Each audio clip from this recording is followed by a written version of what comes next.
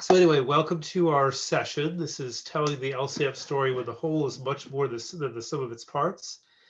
And here we have presenting, myself, I'm Ken Rath. Also present here are Alan Peter Freud, Jeff Xavier, and Amanda Menier, who are from Sage Fox Consulting Group, and together we're the evaluation team for the Northern New Jersey B2B and Garden State LSAMP alliances. And representing those alliances today, we have Alexander Gates and Chris San Miguel from Rutgers Newark, and they are representing the Garden State LSAMP. And Tom Van Aken from Passaic County Community College is unable to join us today, but he is the lead on the Northern New Jersey B2B. And so what we wanted to do today was really, use a brief presentation on our experience in Northern New Jersey as a framework for discussing three driving questions that we'd like to give you the opportunity to talk about with us and with yourselves and really explore. And these questions are, what is your big picture? How is your LSAMP part of something larger than just the grant? What are the aspects of your program that are synergistic with other things that are going on, both in the individual institutions and across the alliance? And how does or could your LSAMP work toward systemic change in the region as a whole towards, changing the landscape for underrepresented students in STEM? Ken, can I interrupt for a minute? Absolutely. Ken, you need to go to start your slideshow because we're only seeing the title slide. Oh, that's interesting because I'm seeing the whole thing. Oh, I don't know how to do that. You may So you may have the wrong, if you have two screens, you may have the wrong screen selected. Okay, let me try to stop sharing. Cancel the share. I apologize for this. We thought we knew what we were doing, and apparently I did not. Didn't want you to keep going, assuming people were seeing it. Yes, that's kind of you. All right, so if I share my entire screen, hopefully I'm getting a loading screen and nothing else. That's not helpful.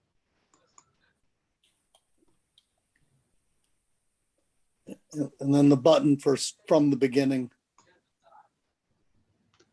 Are you seeing my screen? Yes, right there. Okay, click. Great. And now you see the presentation? Go to next slide. Good. And this is the next slide. You see Perfect. that? Perfect. Excellent. All right. Sorry about that, everyone. Okay. Now that I got derailed, back to the presentation. And I just wanted to note that these three questions, we're going to be asking you to think about them and give feedback on them. And in the chat box on Whova, there's a link to a Google document that you can start filling in at any point during this presentation. And at the end, we're going to, talk about what the different questions. And if you haven't started filling it out by then, we'll start that. Anyhow, moving on. So our New Jersey alliances, as I said, there are two New Jersey alliances that work very closely together in Northern New Jersey. Here's a map of Northern New Jersey with a little bit of New York on the right and top and a little bit of Pennsylvania on the top left. But you can see here we have 12 schools. 7 of them are four-year institutions. Those are indicated by the plus signs. And 5 of them are community colleges, indicated by the asterisks. One of the community colleges, ECC or Essex County College, is in the LSAMP program. The rest are in the B2B program. And they cover, as Chris said earlier, if you were here for that, they cover quite a large portion of New Jersey. A little bit of the center and a lot of the north and certainly the east. And all of these, of these schools, one of them is a private school that's Fairleigh Dickinson, the rest are public. And you can see that, in many cases, the four-year schools are very close to two-year schools that they can feed from. Things to know about this region. It's a very high population density. In fact, as I believe that New Jersey has the highest population density of any state in the country.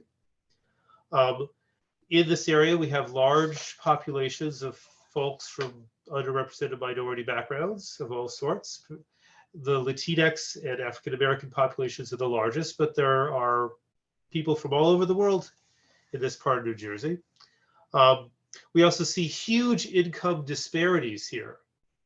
So there are neighborhoods that are, large proportions of people below the poverty level, and there's also very close by the place where Donald Trump has his golf course. So, lots of different areas that we're working with. The places that we're working with, particularly the community colleges, but also the four-year schools, typically serve and are located in those neighborhoods that are higher minority populations, higher levels of poverty, and that sort of thing. To give you a sense of how many students we've been working with, this is the total number of students that were reported by the site coordinators at the 12 schools in the last year before COVID hit, so 2019, 2020. And you can see that all told, in that year, we were working with about 1,400 students across the 12 campuses. And the number of students varies considerably from campus to campus, in large part because of the size of the campus and then the number of STEM students on that campus. Just an overview of what the LSAMP and B2B programs have accomplished.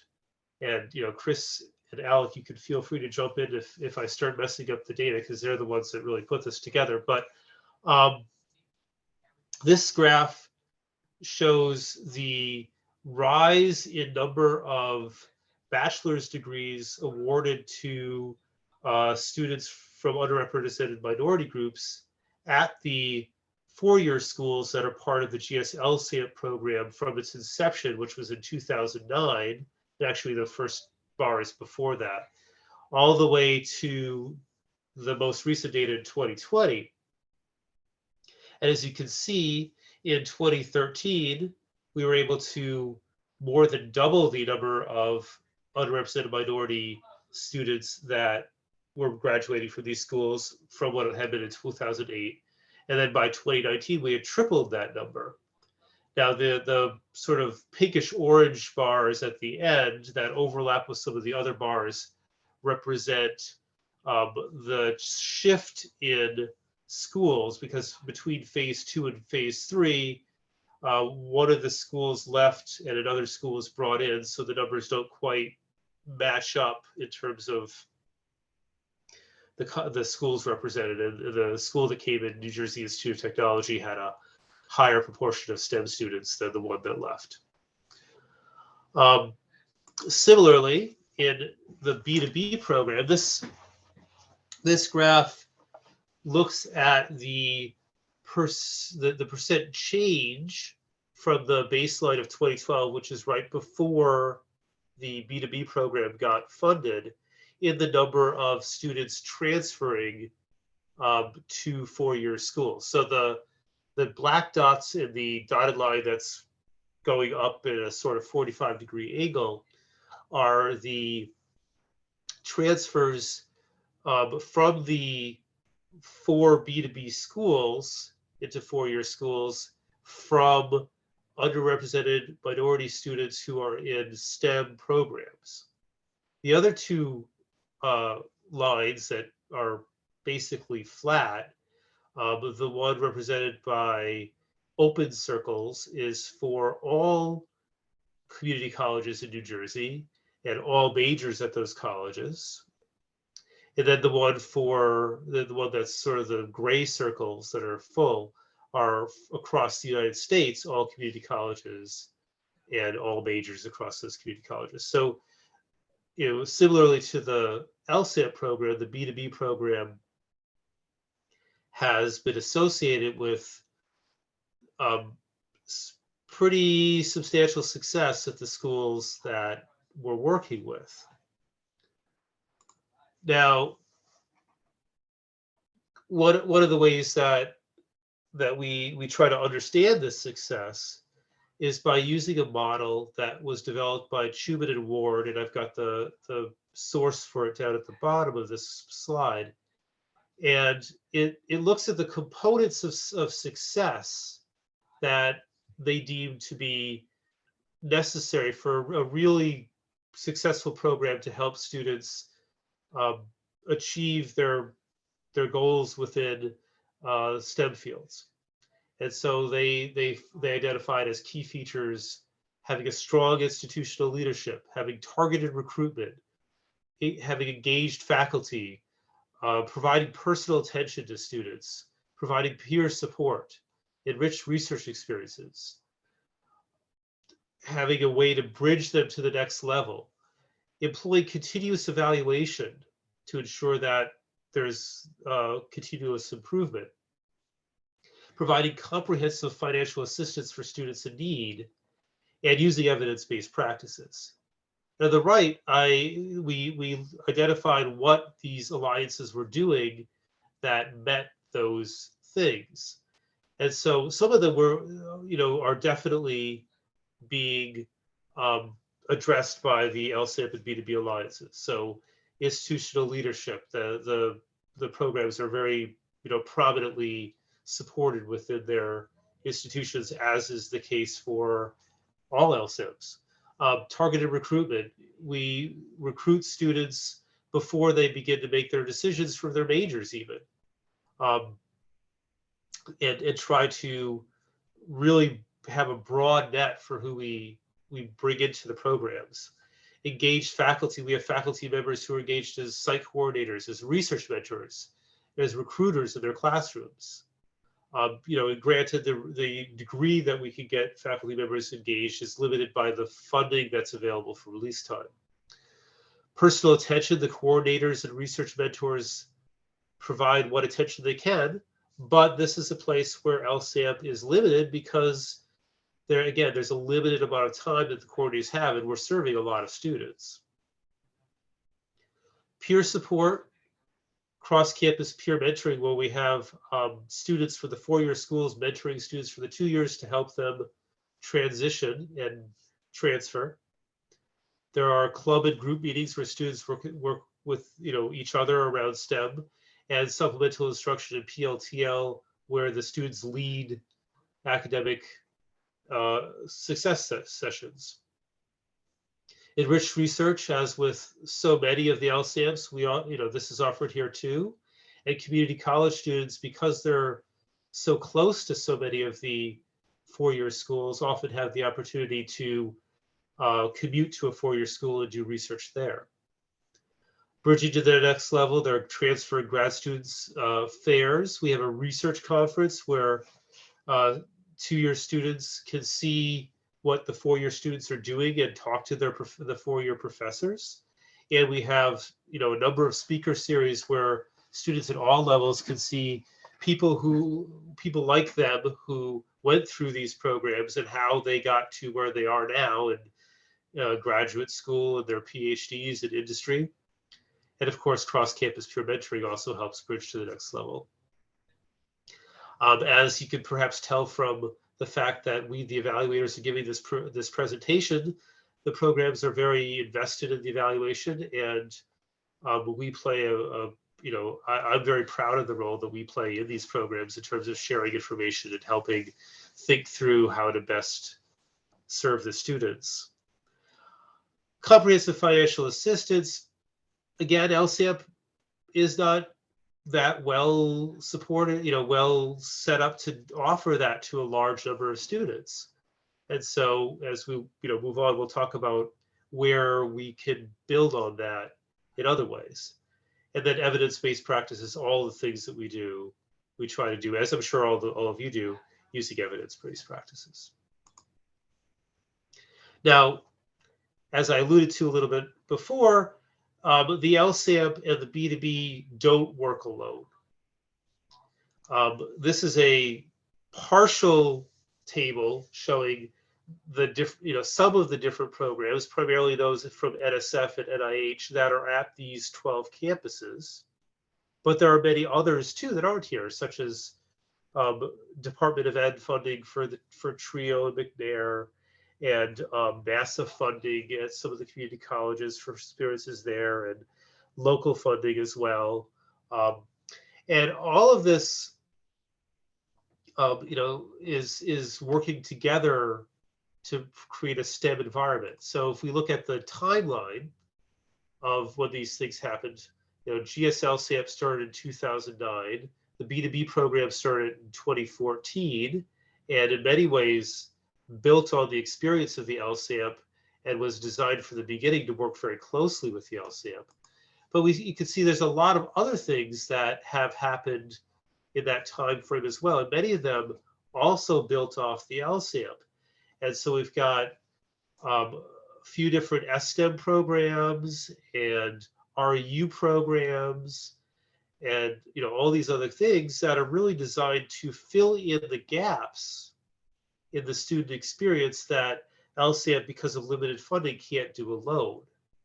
And a lot of these things build off the LSAMP and work with, and allow them to also work with students who aren't under the direct purview of the LSAMP program, but are still in need for other reasons.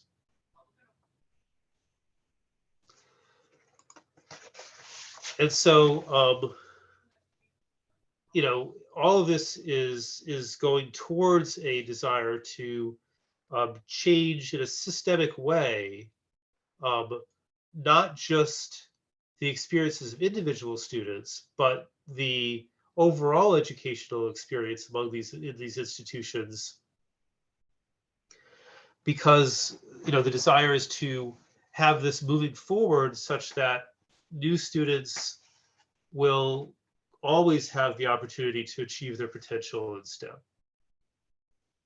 And we believe this is driven by synergistic efforts and multiple levels in which the people can be engaged. So looking at engagement from a student's perspective, they are recruited at the individual campuses. They receive academic support. There are group meetings for the LSAMP and B2B programs. There's opportunities for undergraduate research and a number of other site-specific activities. But we also have cross-campus activities, such as our research conference. There are transfer grad school fairs, speaker events, and a challenge competition, and cross-campus peer mentoring, opportunities for students to meet with not only people on their own campus, but people across campuses, and that includes both students and faculty members. From an institutional view, engagement comes in from the funding for programs and personnel, allowing them to do things that they want to do but otherwise wouldn't be able to do without this. Learning from each other across campus, so things that work on one campus can inform what other campuses do. The network and relationships that are developed through LSAMP and B2B and that have led to these other programs, some of which are cross-campus programs that have been built from the folks that work through this. And of course, transfer pathways that bring students from the 2 years into the 4 years, and even from 4-year to graduate school. And students come through, and the professors and the faculty members know each other and know how to help their students navigate through these pathways. At the alliance level, as I said, there's the shared activities, there's discussing of common issues, there's writing proposals together. And a lot of this is aided by structures that help with the learning at this level, such as connections to other research and other projects. So, we use similar ways of collecting data and understanding the data, not only among all the schools and across the two alliances within what we're talking about here, but we have connections through ourselves as evaluators to two other LSAMP programs. The Engineering and Plus Includes program, which just started a couple months ago, and other programs besides. And we try to use common surveys, common language, shared data, so that we can all learn from each other and talk to each other and grow together. And so now I'm going to hand it over to Alan, who's going to take us through the next part of the presentation. Thanks, Ken. So the next part of the presentation is discussion. I think we added the word here of intentionality, and I just want to raise that a little bit, because one of the challenges we have with collectively is we're very focused on the specific commitments that we have for a given award, a given program. But we know that systemic change is really bringing all these things together and leveraging them to really affect that change. And one of the big challenges is the leadership question, which is that issue of intentionality.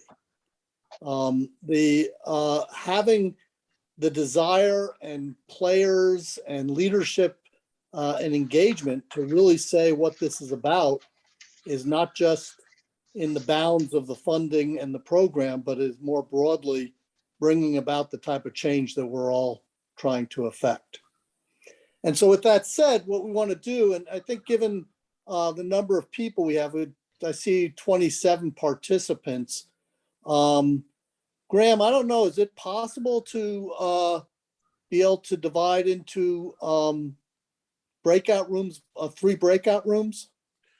Not through this one Zoom session, and I don't think we've got anything set up to do that at this point. Okay, that's fine. So we'll stay together. Let me invite people to go to the Google Sheet, which is on the chat. You can find the link there. I see a number of people there. But let me open up on the first question, really, is how does or could your LSAMP work better towards systemic change in your region? And some examples that some of you might have to do that. And in doing so, if there's any questions for our team, and I see Alec is on and a number of other folks from the Alliance, this is an opportunity to really spend the next 20 minutes in discussion around these issues. So let me start with that question of, how is your LSAMP work affecting systemic change in your view? And people can type answers or come off mute and speak. I'm not sure I can see in my screen everybody well enough to see a hand get raised or something. So just come on off mute, or maybe Robert, you can help us find people who are looking to talk. Sounds good.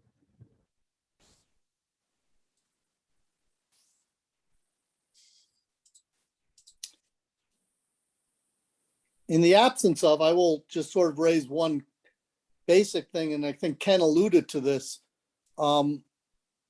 shifting a lot of our attention into the includes world as we're currently doing. And shameless plug, we have a talk on Sunday at noon about the Engineering Plus. Really starts us raising the bar in thinking about that broader set of systemic change issues, more so than LSAMP has really necessarily challenged folks to do, as much as, historically, in terms of going beyond the pathway consideration, but really looking at the institutions and their role and their need to be supportive of the type of changes we're talking about. So please come off mute and join this discussion. Type in some thoughts. Use the chat box if you're more comfortable. That's in the Whova, but let's get some dialogue going. Hey, Alan, this is Alec.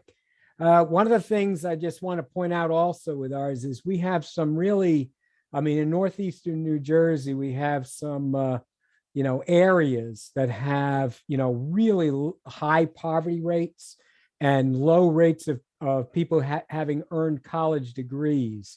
And so, I mean, some of the cities are 3 to 4 times the poverty rate of the state, and 1/3 to 1/4 as much people with bachelor's degrees. So one of the big things we've done, between the two groups is to really cater to students who, come from these areas. And, that is what we've kind of focused on, and underperformers, to really get the results we have. So, I mean, it's very easy for an LSAMP to focus on the students who are high performers. And obviously that's a lot of places people want to do that. But to get the systemic change going is you have to focus on the people who are, coming into school and really don't know what is out there for them in terms of majors and careers. And also, the people that are, maybe started out badly because they had no guidance on how to go to college. And so that's one of the things we really focused on to make those changes. So thanks.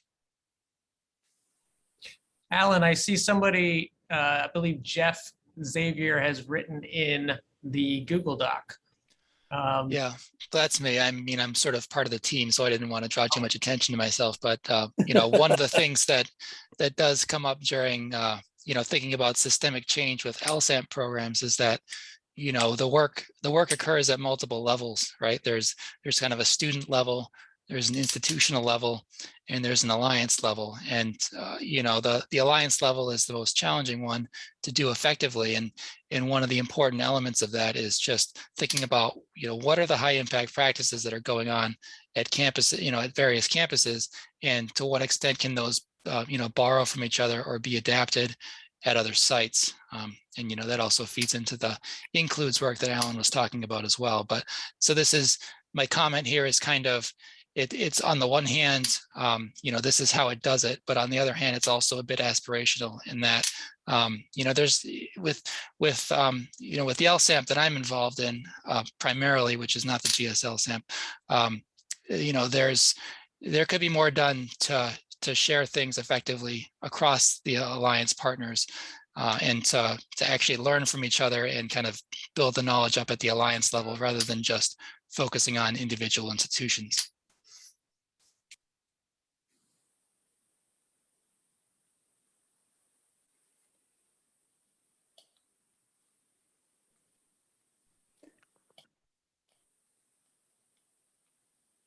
Hello, my name is Catherine Thomas. I am the manager of the LSAMP Puget Sound Alliance, which is a bridge to the baccalaureate collaboration between North Seattle College, Pierce College, and Green River College, and we're all located in and around Seattle, Washington. Thinking about this first question is just how we're working towards systemic change in the region is how we're partnering with other student support services on campus. So being very intentional about building relationships with advisors who are doing the advising, especially STEM specific, to support successful transfer into the local colleges and universities in our area. Also TRIO, many of our students are enrolled in, have some kind of connection with multiple different support organizations on campus. And so just knowing who their TRIO advisor is, and then we here in Seattle, there's another sort of advising case management type of thing where students who graduate from a public school in Seattle can get tuition covered for their time at the community college. And so now you're talking about a student possibly being attached to 3 different groups, and they can't attend everything. And so we have to be very mindful and share information, and then just try our best to collaborate so that if students are attending something that I might be facilitating or hosting, that can count towards whatever meeting or requirement that they have for these other programs. Because with LSAMP, I find that I'm able to be a lot more loose, and TRIO and the other program are a lot more stringent. And so I think just trying to be a part of that wraparound service, quote unquote wraparound service that we're talking about really helps to keep, students, as part of the college community. So that's how I see us working towards that systemic change in the area.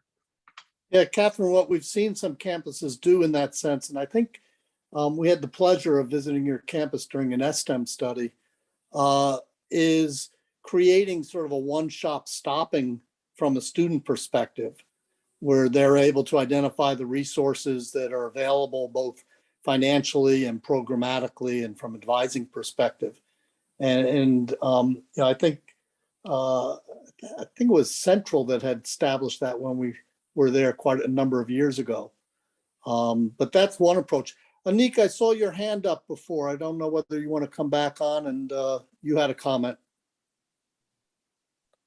I did. I had more of kind of a question. So you mentioned that a lot of the programs within your alliances or in your region are in depressed areas, underserved communities, and possibly similar to Milwaukee, which has a large urban population and underserved population. This is oftentimes where our students come from, essentially, and where their families live. So I wonder if you found any innovative models of program delivery that incorporate not just those students looking to major in STEM, but also their families, and how to apprise those families, help them to understand what it takes for the student to attend college in a STEM major, helping the student to acclimate to their new environment. We know that URM students, for many of them, and for me as well, being a first generation student, it was important for me to bring my family along in my educational journey. And they provide the backbone for a lot of what our scholars need, emotionally and financially, otherwise. So just your thoughts, if you've found any models within your specific LSAMP work that integrates that successfully. Alec or Chris, do you want to take that? I can at least say that particularly with our speaker series, we try to provide role models and resources for our students. A lot of our speakers come from similar backgrounds, where they are from either poor communities or first generation attending college. So I think it really helps, and at least the student feedback that we've gotten has been that it really has helped them to hear from people who are now successful scientists themselves about their journeys, about how they themselves help their families accept their decision to go into science. Again, we had a speaker yesterday who was talking about the fact that he really had no intention of becoming a scientist until he was in college, and that the reason for that was because he had no role models. He had never seen it himself. So I think a really good way is to provide them with examples, and all of our speakers are very generous with our students and provide contact information. And we know from hearing back from them that our students do reach out to them As far as this goes, I mean, you've hit that's a really big point as far as what you said, as far as bringing families with them. And it's very difficult. In this program with LSAMP, I don't do as much, but I have another program where I'm a geoscientist, where I run a summer program for high school kids, and I bring their families in, and we bring in, and I put together what I termed the visual pathway. So you put people in a pathway all the way from high school to career. And so that, with the same backgrounds, who've gone through the same obstacles, had the same history.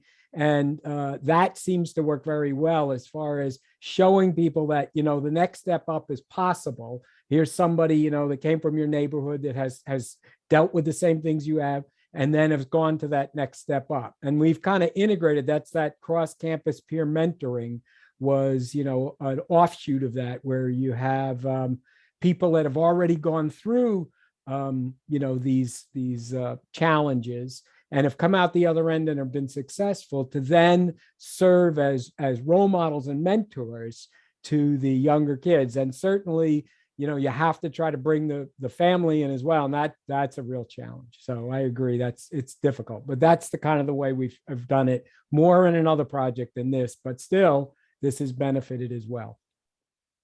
I want to shift our attention to the third question, because I'm really interested in whether people have examples of regional approach. And let me give you one, for example, from this project.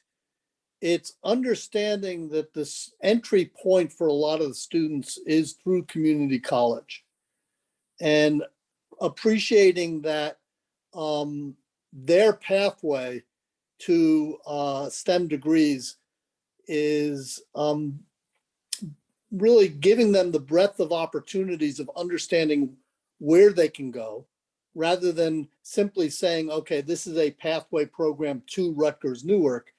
There's a set of four-year schools that may be, so they're able to sort of learn about them and explore them. And so that's an example of something that's regionalized. And I'm wondering whether any of you folks have activities in your LSAMP that are really looking at those regional efforts, whether it's in the Milwaukee region or Seattle or whatever region that you're representing. How are you doing things that's building bridges from the student perspective so that it's less institutional driven, but more about their pathway through the educational ecosystem of their region?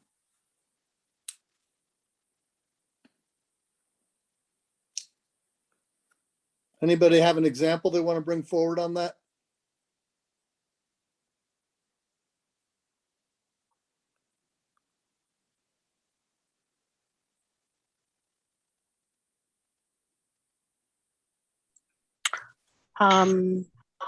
I'll go next, or again. This is Catherine Thomas from the Puget Sound Alliance here in Seattle. So I'm new, like our grant was just awarded last year. So we're just starting the second year of our grant. And so it's, because of being quarantined and all the virtual, haven't really had an opportunity to build as many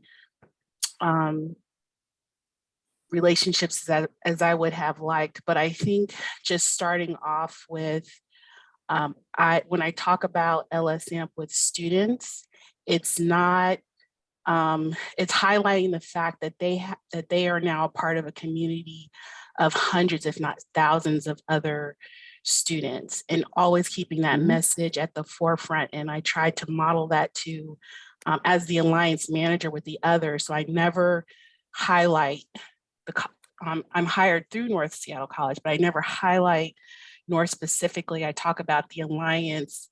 And then when I talk about the Alliance, I talk about how LSAMP serves students nationwide. And so that's why I like coming to these conferences, because now as I'm learning about other alliances, I'm sure to bring that up as I'm meeting with students and with our administration and faculty as well. So I think starting with that is just how are we talking about it amongst ourselves and with our students, and with others. It's a nationwide, to me, a nationwide support system for a student that maybe has lived in 1 square mile their entire life. Yeah, if I could play off of that, I think we've also seen in New Jersey and elsewhere is it's a network for the campus change agents who often feel they're isolated on their own campus and find camaraderie and support among each other. So it's not just the network for students that starts occurring, but also for the professionals, the people like yourself on this call, who both find it at the national level, but also within your region through the Alliance. We have about a couple of minutes. Anybody else want to add to that?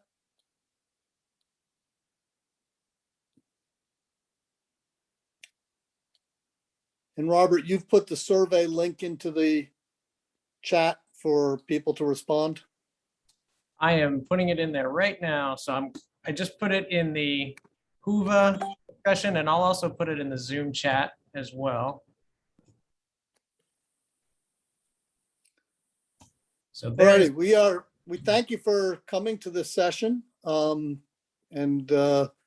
appreciate the interest. We're really excited to be part of an ongoing dialogue around this because this is our North Star, if you will, which is really systemic change, not just supporting the students during the time period of grant, but creating the type of change that is sustainable over time and has a broad impact. And I think the more we can be intentional about that work collectively as a community, the more likely we're going to be able to achieve it. And I think that's what motivates a lot of us.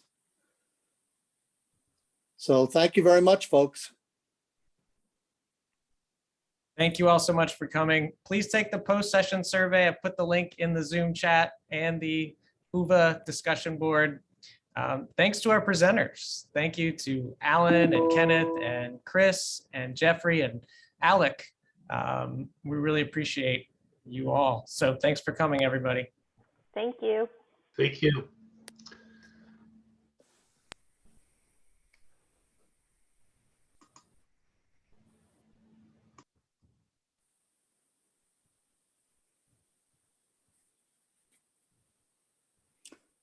Thanks, Robert.